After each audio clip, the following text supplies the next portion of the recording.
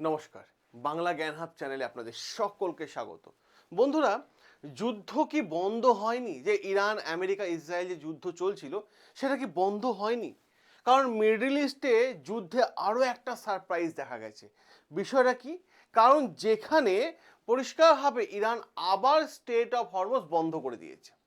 ভাবুন, ইরান আবার state of Hormuz, যে স্টেট অফ হরমুজ খোলার জন্য যুদ্ধে একদম 14 দিনে একটা সিজফায়ার করা হয়েছে, যুদ্ধ বন্ধ বিরতি রাখা হয়েছে।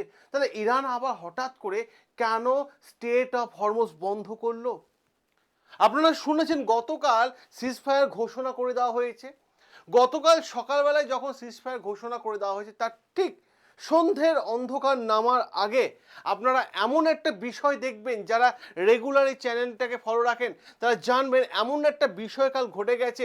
সেটা শোনার পর গোটা বিশ্ব যে শান্তিতে এসেছিল যে হ্যাঁ যুদ্ধ থেমে গেছে, সেখান থেকে আবার যুদ্ধের আগুন জেগে উঠল। ইসরায়েল কি করেছে? লেবাননের ওপর আজ পর্যন্ত সব থেকে বড় মিসাইল অ্যাটাক করেছে। কল্পনা করুন, জাস্ট 10 মিনিটে লেবাননের 100টা জায়গা টার্গেট করেছে এবং সেখানে মিসাইল ফেলেছে। এবং তারপর কি হয়েছে দেখুন, আর্টিকেলটাকে দেখে নিন। ইরান শাটডাউন করে দিয়েছে state of Hormuz. Iran shutdown করে দিল state of Hormuz after 100 missile from Israel. ইসরায়েলের তরফ থেকে 100 মিসাইল গেছে। কোথায় হিট করেছে? Lebanon in 10 minutes. লেবাননে 10 মিনিটের মধ্যে 100টা মিসাইল। এই জন্য বলা হয়েছে ইতিহাসের সেরা সব থেকে বড় হামলা গতকাল ইসরায়েল করেছে লেবাননের ওপর। আর এই হামলা পরই দেখা যাচ্ছে ইরান সিদ্ধান্ত নিয়েছে যে তারা স্টেট অফ হরমুজ বন্ধ করবে। ইরানের সিদ্ধান্ত, এবং গতকাল ঠিক সন্ধ্যের আগে কিন্তু স্টেট অফ হরমুজ বন্ধ হয়ে গেছে। কারণ ইরানের ক্লিয়ার বার্তা, এবং ইরান জানিয়ে দিয়েছে যে state of Hormuz close again. Ceasefire violation করা হয়েছে, কে? সেটা ইসরায়েল করেছে তার জন্য। এবার এইখানেই চলে আসে সব থেকে বড় ভয়, যে এই সিজফায়ার কি এখনই শেষ হয়ে যাবে? আবার কি এই তিনটে দেশ আবার যুদ্ধে জড়িয়ে পড়বে, যার যুদ্ধের আঁচটা কি এবার মিডল ইস্টে এসে পৌঁছাবে? এটাই বড় প্রশ্ন। আর এই 14 দিনের মধ্যেই কি সিজফায়ারটা আবার ভেঙে পড়বে? তার আগেই ভেঙে পড়বে? আবার কি মিডল ইস্টের মধ্যে আবার নতুন যুদ্ধে মৃত্যুর কান্না হাহাকার আবার কি দেখা যাবে? আবার কি ক্রুড অয়েলের দাম বেড়ে যাবে? কাঁচা তেলের দাম কি আবার বেড়ে যাবে? প্রশ্ন এটাই। স্টক মার্কেট কি আবার ডাউন হয়ে যাবে, আবার ধসে পড়বে? আমি সব কিছু আপনাদের সামনে এই ভিডিওতে এক পয়েন্ট টু পয়েন্ট আপনাদের সামনে আলোচনা করব। তার আগে বলে নিই, যারা এই চ্যানেলটাকে দেখছেন, যারা এই মুহূর্তে লাইভে দেখছেন, আপনাদের সকলকে উদ্দেশ্য যে ভাই যদি ভালো লেগে থাকে তাহলে অতি অবশ্যই ভিডিওটাকে লাইক করে দেবেন এবং চ্যানেলটাকে সাবস্ক্রাইব করে নেবেন। চলুন শুরু করি আমাদের মেন আলোচনা। প্রথমে দেখি কি হয়েছে। কারণ ইরান স্টেট অফ হরমুজ বন্ধ করে দিয়েছে। আর এই স্টেট অফ হরমুজ বন্ধ করেছে এমন একটা সময় যখন ইরান এবং আমেরিকার মধ্যে সিজফায়ার নিয়ে এগ্রিমেন্ট চলছে, 10 দফা শর্ত নিয়ে এগ্রিমেন্ট চলছে। আর ঠিক সেই সময় করে আবার কি হলো, ইসরায়েল লেবাননের ওপর ম্যাসিভ এয়ার স্ট্রাইক করে দিল। আমি আপনাদের ম্যাপটা আগে দেখিয়ে নিই। এখানে দেখুন, এটা হচ্ছে ইসরায়েল। এই যে আপনারা নিচেরা দেখছেন, এটা হচ্ছে পুরো জায়গাটা হচ্ছে ইসরায়েল। ইসরায়েলের ঠিক নর্থের দিকে আছে কে? লেবানন, এই দেশটা। আর এই দেশের রাজধানী কোথায়? বেইরুট। এই যে বেইরুট দেখতে পাচ্ছেন, এটা হচ্ছে লেবাননের রাজধানী। আর বলা হয়ে থাকে এই ইসরায়েলের নর্থ পয়েন্টের দিকে, ওপরের দিকে লেবানন আছে। এবং লেবাননে এই যে জায়গাটা, এর ক্যাপিটাল রাজধানী পর্যন্ত এই জায়গাটা একটা গ্রুপ আছে, পক্সি গ্রুপ, যার নাম হচ্ছে হিজবুল্লাহ। এই হিজবুল্লাহ মারাত্মক লেভেলে এখানে অ্যাক্টিভ আছে। তো এখানে যখন চারিদিকে যুদ্ধ বিরতি থেমে গেছে, ঠিক সেই সময় হঠাৎ করে কাউকে কিছু না জানিয়ে 10 মিনিটের মধ্যে 100টা মিসাইল এই জায়গার ওপর কিন্তু অ্যাটাক করে দিল কে? ইসরায়েল। ইসরায়েল এই জায়গার ওপর মারাত্মক লেভেলে অ্যাটাক করে দিয়েছে, যার ফলে আবার ভয় তৈরি হয়ে গেছে যে এমার্জেন্সি ক্রাইসিসের মধ্যে কি আবার ফিরতে চলেছে বিশ্ব, আবার ফিরতে চলেছে এই যুদ্ধ। ইসরায়েল কি করেছে? ম্যাপ দেখলে আপনাদের কাছে বিষয়টা ক্লিয়ার হয়ে যায় যে তাদের রাজধানী বেইরুট এবং আরো একটা গুরুত্বপূর্ণ জায়গা, সেটা হচ্ছে বেকা ভ্যালি। এটাও আমি আপনাদের বলে দিই, এরকম জায়গা করে আছে বেকা ভ্যালিটা। এই যে এই জায়গাটা করে আছে বেকা ভ্যালি, এই বেকা ভ্যালিতেও কিন্তু আক্রমণ করে দিয়েছে। মারাত্মক লেভেলে আক্রমণ চালিয়েছে কে? ইসরায়েল। মারাত্মক লেভেলে।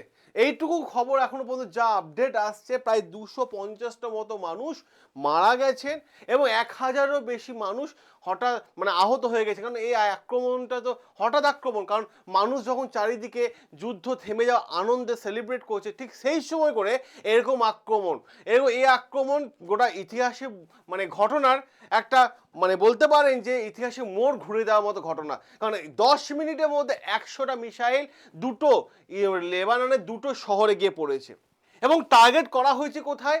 যেখানে লেবানন তাদের মিসাইল লঞ্চ করে সেই জায়গা, যেখানে লেবানন তাদের মিসাইল তৈরি করে সেই জায়গা, যেখানে লেবাননের কমান্ডোরা থাকে সেই জায়গা, এবং সব থেকে বড় ব্যাপার ইন্টারন্যাশনাল ল অনুসারে যেটা নয় মানে ভায়োলেট করা হয়েছে সেটা হচ্ছে আরবান এরিয়া, মানে শহরে এলাকায় যেখানে মানুষ জমায়েত হয়ে আছে সেই জায়গা আক্রমণ করেছে। বলা হচ্ছে বেইরুটে সেই সময় মানুষ বিশাল রকমভাবে সমায়েত ছিলেন, মানে যুদ্ধ থেমে যাওয়া আনন্দ সেলিব্রেট করছেন, ঠিক সেই সময় করে কিন্তু এই আক্রমণটা হয়েছে।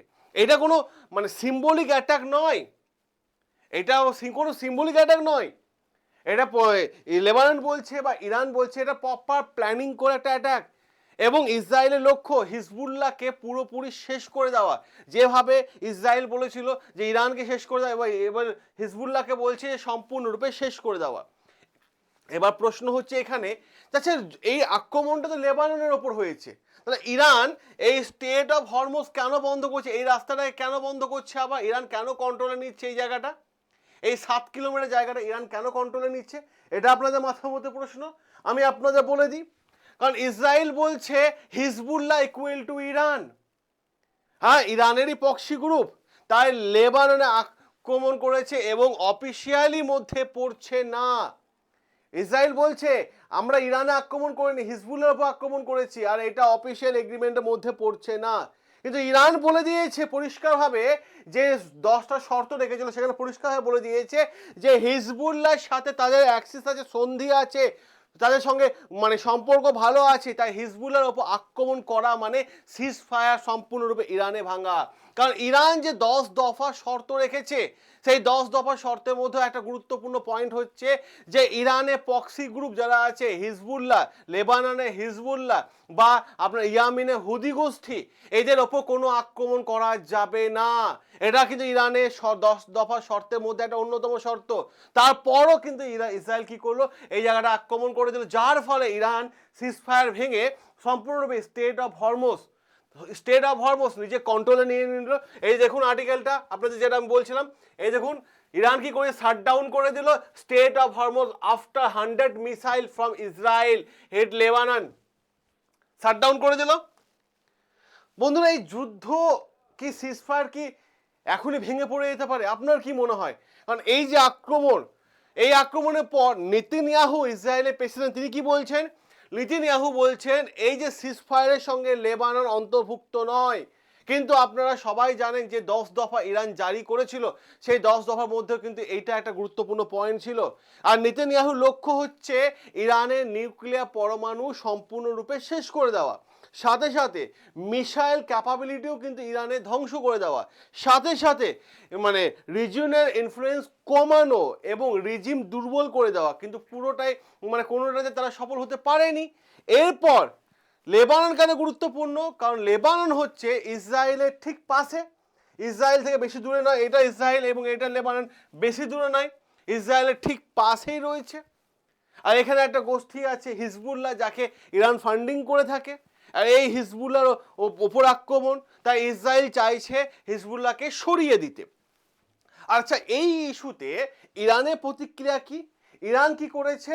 ইরান তারা জানিয়েছে যে তাদের 10 দফা প্ল্যানের মধ্যে কিন্তু এই একটা গুরুত্বপূর্ণ প্ল্যান ছিল, সেখানে বলা হয়েছিল ইরাক, ইরান, লেবানন এবং ইয়েমেনের ওপর কোনো প্রকার আক্রমণ করা যাবে না। আর ইরানের শর্ত দিয়েছিল, কি শর্ত? যে ইরাক, ইরান, লেবানন এবং ইয়েমেন হুতি গোষ্ঠী, এরা হচ্ছে তাদের অ্যালাই, তাদের মানে তাদের পক্ষের লোক, ঠিক আছে, তাদের সাপোর্টার, এদের ওপর আক্রমণ হলে ইরান চুপ করে থাকবে না। তাই ইরান কি করলো, স্টেট অফ হরমুজ সম্পূর্ণরূপে আবার বন্ধ করে দিল। কারণ দেখুন এখানে কি বলা হচ্ছে, ইসরায়েল লঞ্চেস, ঠিক আছে, লঞ্চ করে দিয়ে heaviest ever strike on Lebanon, killing more than 250 people, ঠিক আছে, মারা গেছে এবং ইনজিড প্রায় 1000 মানুষ। 250টার মতো মানুষ মারা গেছে এবং 1000 মতো মানুষ আহত হয়ে গেছে। আর এর প্রভাব সিজ ফায়ারের ওপর কি পড়বে? কারণ ক্রুড অয়েলের দাম যেখানে 120 থেকে $50 প্রতি ব্যারেল হয়ে গেছিল, সেখান থেকে স্টেট অফ হরমুজ খুলে যাওয়ার পরই কিন্তু সেই দাম এসে দাঁড়িয়েছিল $91 প্রতি ব্যারেল। কিন্তু আবার কি এই স্টেট অফ হরমুজ বন্ধ হয়ে গেলে কি সেটা কি আবার $95 প্রতি ব্যারেল হয়ে যাবে, বা ভবিষ্যতে কি $100 প্রতি ব্যারেল হয়ে যাবে? এইটার দিকে তাকিয়ে আছে গোটা বিশ্ব। কারণ গালফ রিজিয়নে ওপর অ্যাটাক চলছে, পরিষ্কারভাবে দেখতে পাচ্ছেন সৌদি আরব, ইউএই, কুয়েত, কাতার, বাহরাইন, এদেরকে টার্গেট করা হচ্ছে। এবার তাহলে প্রশ্ন, এবার কি সত্যি সিজফায়ার ভেঙে পড়বে? কারণ প্রশ্ন এই জায়গায় হঠাৎ করে যুদ্ধ বিরতি ঘোষণা করার পর ইরানের 10 দফা শর্ত যখন আমেরিকা মেনে নিচ্ছে, আলোচনার জন্য 14 দিন সময় দিয়েছে, ঠিক আছে, ঠিক সেই সময় করে এইরকম আক্রমণ কেন? এই আক্রমণই কিন্তু প্রশ্ন তুলছে গোটা বিশ্বের জিও পলিটিক্স এক্সপার্টরা। কিন্তু বাস্তবতা যদি আপনারা দেখেন খুব ভালোভাবে, পরিষ্কারভাবে এখানে বলা হচ্ছে, ইরান সরকার বলছে মানে যে ভাই এই আক্রমণের ফলে তারা স্টেট অফ হরমুজ বন্ধ করে দিয়েছে। অপরদিকে আমাদের ভারত সরকার তো পরিষ্কার জানিয়ে দিয়েছেন, কারণ আমরা ভাই শান্তিপ্রিয় মানুষ, আমরা অশান্তি ঝামেলা পছন্দ করি না। এবং পরিষ্কারভাবে আরেকটা জিনিস ক্লিয়ার হচ্ছে, আমরা ভাই নিউট্রাল আছি। এবার জায়গাটা হচ্ছে আমাদের ভারত সরকার জানিয়ে দিয়েছেন ইরানে থাকা যে সমস্ত ভারতীয়রা আছে দ্রুত যেন তারা ওখান থেকে বেরিয়ে চলে আসে।